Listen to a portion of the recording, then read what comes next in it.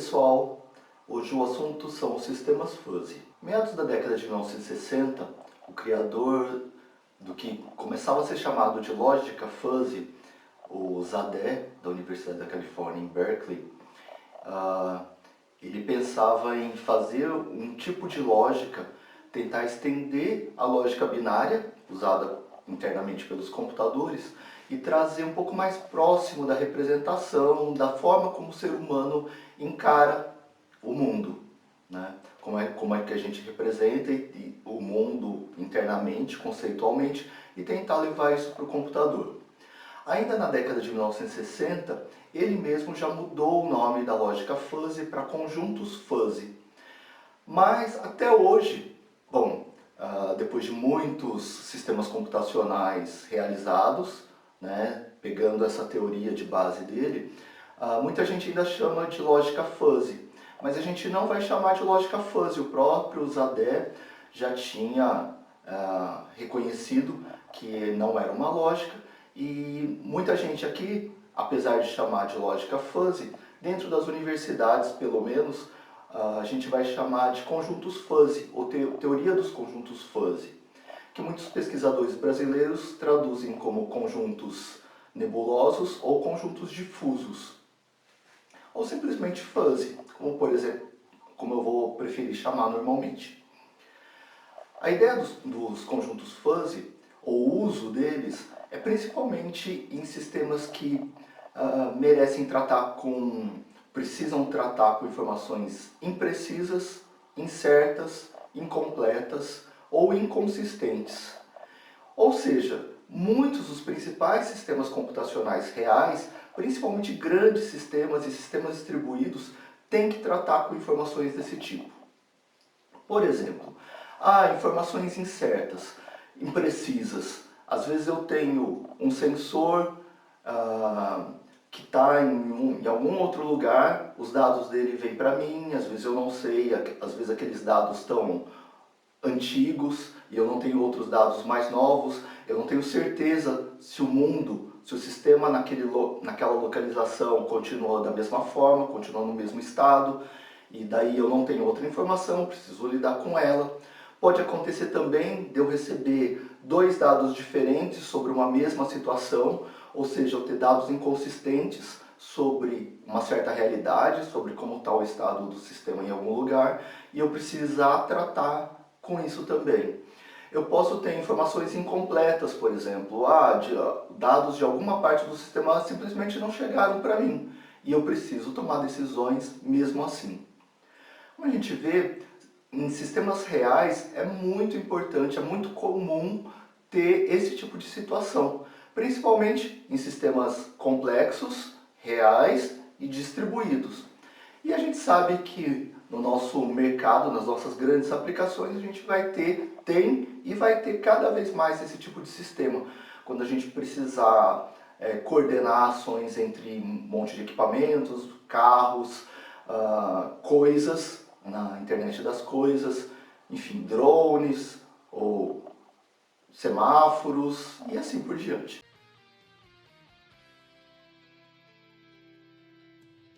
Então vamos direto ao ponto. Os sistemas fuzzy, a implementação dos sistemas fuzzy é uma implementação, a mais comum, com regras de produção fuzzy. A gente se lembra de regras de produção na lógica binária que foram usadas em sistemas especialistas. Por exemplo, se o paciente tiver sintoma tal, e sintoma tal, então ele está com a doença tal. Se não, se ele tiver com sintoma tal e tal e tal, então ele está com a doença tal. Se não, etc. A gente vê a simplicidade das regras de produção na lógica binária e, por outro lado, o poder de decisão, o poder que essa estrutura das regras de produção, das sequências de if, tem para a resolução de problemas e para a tomada de decisões. A ideia é que a gente possa tomar decisões baseadas em teoria dos conjuntos fuzzy para tomar decisões cada vez mais flexíveis. Então a gente vai dar uma olhada em alguns gráficos que eu coloquei para vocês, para ilustrar como poderia ser essa tomada de decisão, que problemas eu poderia ter, por exemplo, na lógica binária, na lógica multivalorada, e o que eu gostaria de alcançar usando outros tipos de representação. E por que a lógica fuzzy é muito famosa, muito útil e muito usada principalmente para sistemas de controle adaptativos, sistemas de controle que precisam lidar com informações nem sempre super precisas. Vamos dar uma olhada então. Aqui a gente vê um exemplo de um sistema, de um gráfico para a lógica binária. Nesse exemplo a gente vai pensar que a gente quer fazer o controle de um aparelho de ar-condicionado que só resfria por uma sala de aula, por exemplo, por um ambiente. Daí a gente tem uma temperatura-alvo, que é a temperatura que a gente acharia confortável, e essa temperatura no nosso exemplo é 20 graus Celsius. Aqui, então, nesse eixo, a gente tem a temperatura em graus Celsius, e aqui a gente tem, para a lógica binária, um controle on-off, ligado e desligado. Então, 1 quando o motor está ligado e 0 quando o motor está desligado. E o nosso gráfico de controle, o nosso algoritmo de controle seria, se a temperatura for maior que 20, então liga, se não, desliga. Tipo assim, bem simplesinho, binário. Um if bem tranquilo.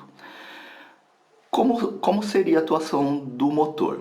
Então, para temperaturas menores ou iguais a 20 graus, o motor estaria desligado, 0. Para temperaturas maiores que 20 graus, o motor estaria ligado. Legal, facinho de implementar, mas quando a gente vê esse gráfico que o controle vai produzir, a gente percebe uma descontinuidade da função aqui, ó. Ela não é contínua, aqui bem na temperatura-alvo. O que isso acarretaria? Acarretaria que o motor ia ficar chaveando bem em torno da temperatura-alvo. Por exemplo, se a temperatura tivesse em 30 graus, o motor estaria desligado, a temperatura iria descendo até chegar em 20 graus, sempre com o motor ligado. Quando a temperatura chegasse em 20 graus, o motor desligaria. O que acontece é que, com as trocas de calor do ambiente, o ambiente logo ficaria um pouquinho mais quente do que 20 graus, e daí o motor ligaria de novo. Resfriaria, chegaria nos 20 graus e desligaria, iria para 0. Esquentaria um pouquinho no ambiente, chavearia de novo, o motor ligaria. Então, bem nessa área aqui de descontinuidade dessa nossa linha vermelha de controle, a gente teria um grande problema, que poderia causar, no nosso caso real, aumento do consumo de energia, diminuição da vida útil do motor, e não seria uma boa decisão de controle, embora fosse muito simples de implementar. Vamos ver uma segunda possibilidade. A gente poderia pensar numa lógica multivalorada em vez de binária. Então, eu poderia pensar assim. De novo, eu tenho aqui as temperaturas, e aqui eu poderia pensar que o motor está ligado com 100% da potência. 0,75 ele está ligado com 75% da potência. E assim por diante. E eu poderia estabelecer intervalos. Então, por exemplo, entre os valores 20 e 25 graus, eu ligaria o motor em 25%. Entre 25 e 30 graus, em 50% da potência. Entre 30 e 40 graus, 75% da potência. E mais de 40 graus, ligaria o motor full, com 100% da potência. Bom, a implementação, a gente pode imaginar que também seja simples. Se a temperatura for menor ou igual a 20, desliga. Se ela for menor ou igual a 25 graus, ligo em 25%. Se não, se a temperatura for menor ou igual a 30 graus, ligo em 50%. E assim por diante, até que, se a temperatura for maior que 40 graus, eu ligaria em 100% da potência. Legal, eu teria um sistema um pouco mais confortável para o usuário final, porque quando a temperatura estivesse próxima da minha temperatura-alvo, eu não estaria ligando o aparelho com 100% da potência, né? Deixaria o sistema mais confortável para o usuário, mas eu ainda teria esse problema da descontinuidade da minha função de controle. Isso acarretaria coisas similares ao que a gente acabou de falar. Por exemplo, suponha que o sistema tivesse a 42 graus, ligaria com 100% de potência, quando chegasse a 40 graus, baixaria para 75 e assim por diante. E imagina aqui, próximo da temperatura-alvo, a temperatura estaria a 21 graus, por exemplo, o motor tranquilinho, com 25% da potência, a temperatura continuaria caindo, quando chegasse em 20 graus, ele desligaria. Mas imediatamente, com as trocas de calor, estou supondo que o ambiente, a parte externa, está mais do que 20 graus, com as trocas de calor, o sistema, né, o sensor mediria uma temperatura maior que 20 graus, ligaria de novo. Apesar de ligar com 25% da potência, ele ficaria ligando e desligando, chaveando aqui nesse ponto. Vamos ver uma terceira forma de implementar o controle. Poderia implementar um controle proporcional. E aqui eu teria de novo o eixo das temperaturas, aqui o ligado com 1, e aqui nas gradações aqui eu teria 99%, 98% e assim por cento, e assim por diante da potência. Vocês veem que aqui pela primeira vez eu tenho uma função contínua de controle. Vamos ver como eu implementaria. Então, se a temperatura estiver maior que 30 graus, eu ligo o motor com 100% da potência. Se a temperatura estiver menos de 20 graus, o motor está desligado. E entre 20 e 30 graus, eu ligaria numa proporcional, ok? Ou seja, com 25 graus eu ligaria com 50% da potência, com 21 graus eu ligaria com 10% da potência, com 22 graus eu ligaria com 20% da potência, e assim por diante. De novo aqui, eu tenho uma função de controle bem mais confortável, porque se a temperatura estiver muito alta, o motor vai ficar ligado com 100% da potência, e conforme ele vai chegando na temperatura-alvo, eu posso ir diminuindo a potência, e daí vai ficando um sistema, um ambiente mais confortável, até eu chegar em 20 graus. Mas ainda assim, eu tenho, apesar de não ter descontinuidade, aqui eu tenho derivada zero, ou seja, aqui eu tenho esses pontos aqui onde eu tenho essa mudança brusca do controle. Isso poderia levar a situações similares à anterior, que é o chaveamento, por exemplo, aqui. Aqui o motor liga, embora com potência baixa, e desliga, liga e desliga, e fica chaveando aqui. Talvez para o usuário final isso não fosse um grande problema, talvez ele nem notasse esse tipo de controle, porque para ele estaria confortável. Mas para o sistema para o motor, por exemplo, do ar-condicionado, isso poderia não ser bom, poderia diminuir a vida útil dele. Então o que a gente gostaria de fazer? A gente gostaria de achar uma função de controle mais ou menos assim, ó, que fosse contínua, que tivesse uma parte com com um perfil mais delicado aqui, né, que fosse, conforme eu me distanciasse da minha temperatura-alvo, a minha potência fosse aumentando. Se eu estivesse muito longe da temperatura-alvo, eu teria 100% da potência. Mais ainda, se eu conseguisse um sistema adaptativo a ponto de aqui próximo da temperatura-alvo, que ele conseguisse encontrar um ponto de equilíbrio. Como assim? Que as trocas de calor do ambiente, seja pela exposição à área externa, seja pela presença de pessoas, de equipamentos ligados dentro da sala, pudesse ficar em algum momento equivalente à potência do ar-condicionado. Então, que eu conseguisse ligar o ar-condicionado numa potência baixinha, suficiente para compensar a entrada de calor via ambiente externo, via as pessoas que estão dentro do ambiente, via a geração de calor de equipamentos e assim por diante. Que interessante seria se eu conseguisse isso. Mais do que isso, imagina que eu conseguisse ter essa mesma situação num ambiente multidimensional. Ou seja, que o sistema de controle pudesse me dar funções contínuas, suaves, para não só uma variável, por exemplo, temperatura, que eu pudesse ter um outro eixo aqui que me desse a quantidade de pessoas na sala. Então, conforme a quantidade de pessoas na sala, eu poderia ajustar também o motor do ar-condicionado. E poderia ter outros eixos ainda, do tipo, dependendo da temperatura externa, dependendo da quantidade de portas e janelas, dependendo da quantidade de equipamentos ligados, e assim por diante. Bom, então eu poderia ter um sistema multidimensional para fazer isso. Imagina que eu conseguisse.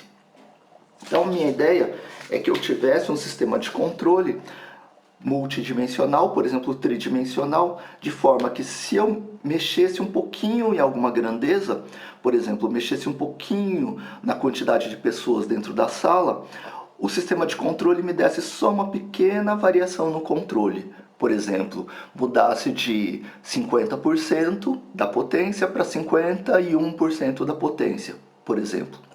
Isso também teria consequências quando eu tivesse erros nas minhas medições. Por exemplo, o meu sensor não está muito preciso. Ao invés dele medir que a temperatura está a 25 graus, ele mediu que a temperatura está a 25 graus e meio. Então, pequenas variações, pequenos erros no controle, nos dados de entrada, causariam só pequenas variações no controle, e não seria mais ou menos como os sistemas binários, por exemplo. Em vez de medir 19.9, eu medi 20.1. Então, de desligado 0% da potência, eu passaria para ligado 100% da potência. Então, pequenos erros, pequenas variações acarretariam simplesmente pequenas mudanças no controle também. Vamos dar uma olhada numa coisa muito importante dentro dos sistemas fuzzy, que é o conceito de variáveis linguísticas. Aqui, por exemplo, eu tenho uma função que fala da altura das pessoas. Então aqui eu tenho no eixo X, a altura em metros. Então 1,55 m, 65, 75 e assim por diante. E aqui eu tenho essa função de pertinência, esse mi aqui da altura. Então 1 quer dizer 100%. E aqui eu tenho todas as outras possibilidades entre 0 e 1. Por exemplo, 50% e assim por diante. Bom, vamos interpretar esse gráfico aqui. Por exemplo, aqui eu tenho uma função bem aqui no meio que fala já que essa função fala da altura, que eu chamei de altura média. Então, quando eu vou considerar que uma pessoa tem estatura média? Quando ele tiver entre 1,55 m e 1,85 m de altura. Vocês veem que antes de 1,65 m eu digo, olha, a função de pertinência é 0. Ou seja, uma pessoa que tem 1,55 m de altura, eu não considero ela de estatura média. Não considero ela de estatura média. Ou, em outras palavras, eu considero ela de estatura média com 0%. Ou com 0% de confiança, com 0% de probabilidade. Ok? Conforme eu vou me aproximando de 1,75 m, vocês veem que essa função de pertinência vai aumentando. Então, conforme eu passo de 1,65 m para 1,66 m, 67, 1,70 m, a gente vê que a função de pertinência para a altura média vai aumentando. Até que em 1,70 m eu tenho 50% de probabilidade, 50% de chance de achar que essa pessoa tem estatura média. Conforme a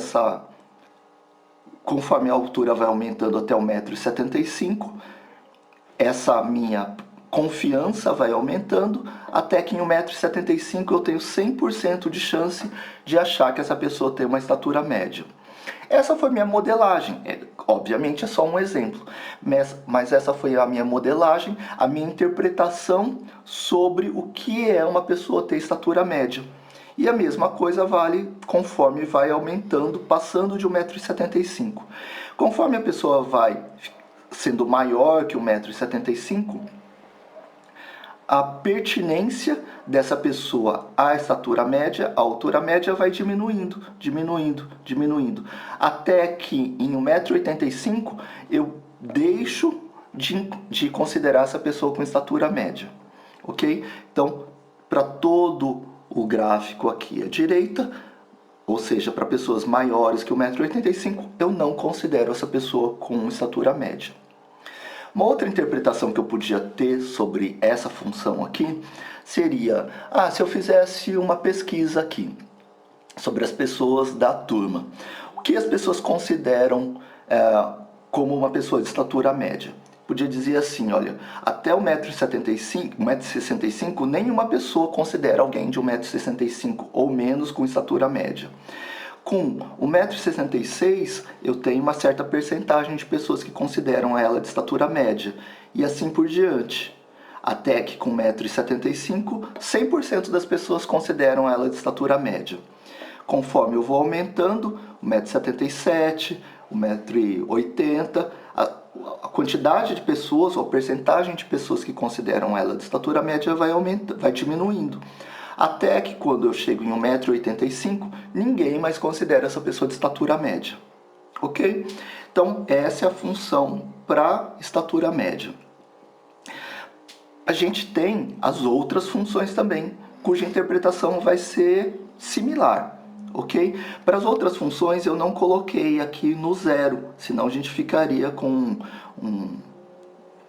enfim, com essa folha aqui muito congestionada de cores, não ia dar para interpretar nada. Então, para as outras funções, para as funções das outras cores, quando não tiver representado, é porque é zero. Por exemplo, quando é que eu acho uma pessoa alta, de estatura alta? A partir de 1,75 m eu já posso começar a achar essa pessoa de estatura alta. Até que quando ela tem 1,85 m, eu certamente, com 100% de chance, acho ela alta. Conforme vai diminuindo, vai aumentando a altura, até chegar em 1,95 m, eu vou achando que essa pessoa não é alta. E vou passando a achar que essa pessoa é muito alta. Por exemplo, vou imaginar aqui, que a pessoa tem 1,80 m. Olha, 1,80 m, que estaria aqui no meio, 1,80 m, se eu prolongasse aqui, ela encontraria duas funções. A função de média, se eu viesse até aqui, eu chegaria no meio. E daí eu diria, olha, metade das pessoas acharia uma pessoa de 1,80 m de estatura média. Por outro lado, eu também encontraria a função alto, que é essa função em preto aqui, no meio. Então, 50%, com 50% de confiança, eu também acharia essa pessoa alta. Então, uma pessoa de 1,80 m com 50% de confiança de estatura média e com 50% de chance de estatura alta. Uma pessoa de 1,76 m olha, quase com uma chance muito grande de ser, talvez 90% de chance de eu achar ela de estatura média e com 10% de chance de eu achar ela de estatura alta. Esse é o conceito. Seguindo as outras, só para a gente tirar as dúvidas, a partir de 1,85 m eu começo a achar a pessoa muito alta. Então, e essa minha confiança vai aumentando até 1,95 m. A partir de 1,95 m eu já tenho 100% de confiança, ou 100% de chance de considerar essa pessoa muito alta. Do lado esquerdo, a mesma coisa. As pessoas, conforme elas vão sendo menores que 1,75 m, eu começo a achar essas pessoas baixas, de estatura baixa. Até que pessoas com 1,65 m eu certamente considero elas baixas. Conforme as alturas vão diminuindo, 1,66 m, 1,5 m, 1,40 m, desculpa, 1,60 m, 1,59 m, 1,58 m, eu vou deixando de achar essa pessoa baixa e vou começando a achar ela muito baixa. Até que, a partir de 1,55 m ou até 1,55 m, eu certamente, com 100% de certeza, acho essa pessoa muito baixa. Então essa é a minha interpretação, e daí eu consigo modelar as minhas grandezas, por exemplo, a altura, com o que eu considerar que faz sentido para aquela minha aplicação, ok? Bom, isso aqui é só um exemplo, obviamente seria uma interpretação, seria, por exemplo, a minha interpretação sobre isso, ou seria fruto da média das pessoas, o que a média das pessoas consideram para alturas. Então nessa aula a gente viu os princípios básicos da teoria fuzzy, dos conjuntos fuzzy ou da lógica fuzzy, entre aspas, viu sobre os conceitos de variáveis linguísticas e falou um pouco sobre o nosso desejo de encontrar funções de controle que pudessem ser suaves e que pudessem abarcar um monte de variáveis de entrada e gerar controles, como por exemplo a potência do ar-condicionado, de forma a se adaptar às grandezas que eu modelei como variáveis de entrada e suportar pequenas diferenças, imprecisões, incertezas e até inconsistências sobre os dados de entrada. A teoria dos conjuntos nebulosos é muito importante para a implementação de agentes, não só como sistemas de controle sozinhas, mas também, como a gente vai ver mais para frente, hibridizando, ou seja, combinando com outras técnicas de inteligência artificial. Na próxima aula, a gente vai dar um exemplo de como usar esses conceitos num sistema real, num sistema de controle, para realmente tomar decisões e para a gente perceber como pequenas variações na entrada, que podem advir de erros, por exemplo, ou de adaptações, quando, por exemplo, chega uma pessoa a mais no ambiente para o controle de ar-condicionado, como é que o sistema se adaptaria a essa variação na entrada e como isso se refletiria numa pequena variação na decisão de controle. Como seria essa adaptação suave do sistema quando ele usa não lógica binária, por exemplo, mas fuzzy. Ok? Até a próxima. Se inscrevam no canal para pegar as atualizações e até a próxima.